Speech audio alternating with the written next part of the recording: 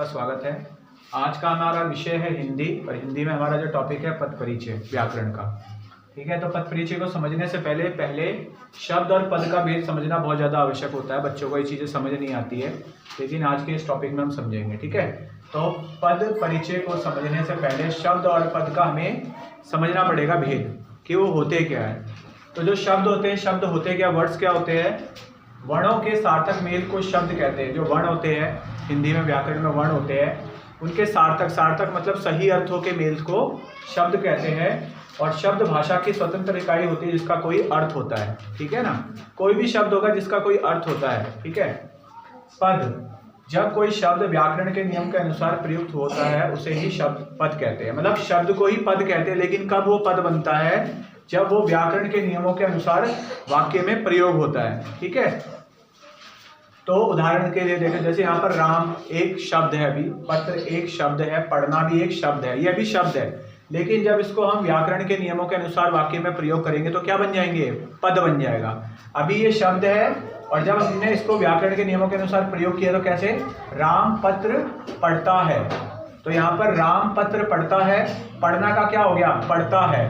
तो हमने इसको व्याकरण के नियमों के अनुसार यूज किया शब्दों को, तो क्या बन गया? पद बन गया। जो पहले तीनों शब्द थे वो अब क्या बन गए? पद बन गए। तो शब्द ही को ही पद बोलते हैं, लेकिन कब? जब वो व्याकरण के अनुसार प्रयोग किए जाते हैं। ठीक है, अगला देखो, राम ने पत्र पढ़ा। ठीक है, तो शब्द वही है, लेकिन इनको हमने व्याकरण के अनुसार चेंज कर दिया है सही तरीके से। तो जब हम व्याकरण के अनुसार शब्दों को सही तरीके से प्रयोग करते हैं तो वो पद बन जाते हैं। ठीक है, तो इन दोनों वाक्यों में अलग अलग ढंग से प्रयुक्त होकर राम पत्र और पढ़ता है पद बन गए, शब्द ही पद बन गए। ठीक है, अब है पद परिचय। तो पद परिचय होता क्या है? वाक्य में प्रयोग पदों का विस्तृत व्याकरणिक परिचय देना ही पद परिचय कहलाता है।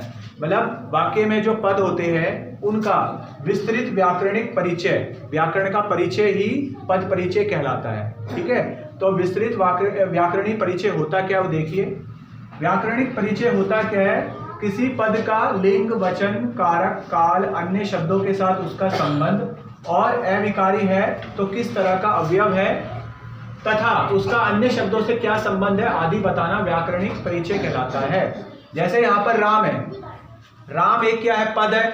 अब इस राम का हमें व्याकरणिक विस्तृत परिचय बताना है, वही क्या कहलाएगा? उसका व्याकरणिक विस्तृत परिचय कहलाएगा ही उसका पद परिचय।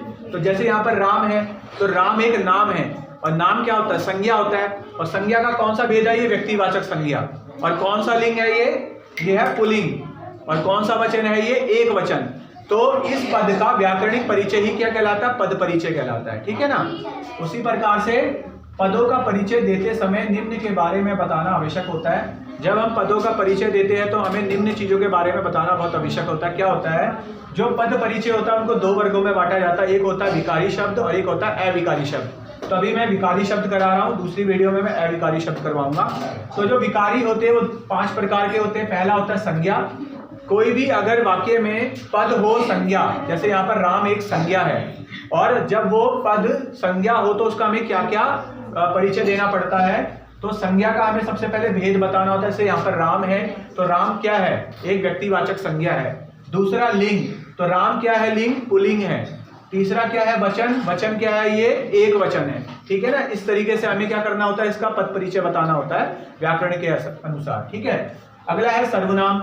सर्वनाम का सबसे पहले अगर कोई पद वाक्य में कोई अगर पद सर्वनाम होगा तो उसका हमें सबसे पहले भेद बताना है। कौन सा भेद है? निश्चयवाचक है या अनिश्चयवाचक है या पुरुषवाचक है।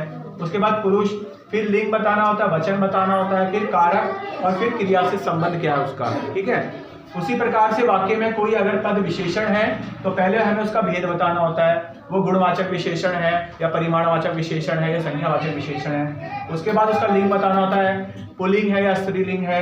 उसके बाद वचन बताना होता है, एक वचन है, बहुवचन है, और उसका विशेष्य क्या है? विशेषण का विशेष्य क्या मतलब वो किसकी विशेषता बता रहा है। फिर है क्रिया। क्रिया अगर कोई पद है तो उसका भेद बताना होता है, फिर लिंग बताना होता है, फिर वचन, फिर पुरुष, फिर काल, फिर वाच्य, फिर धातु, कर्म और कर्ता का उल्लेख करना होता है हमें जब कोई पद क्रिया होता है तो। और उसके बाद अगर कोई पद क्रिया विशेषण है तो उसका भेद बताना होगा, रीतिवाचक क्रिया विशेषण है या कालवाचक क्रिया विशेषण है, तथा जिसकी विशेषता बताई जा रही होती है उसका हमें उल्लेख करना होता है। ठीक है, तो मैं आशा करता हूँ आपको ये टॉपिक समझ आया होगा। अगर आपको पसंद आया तो लाइक कीजिए, शेयर कीजिए, कमेंट कीजिए। नमस्कार।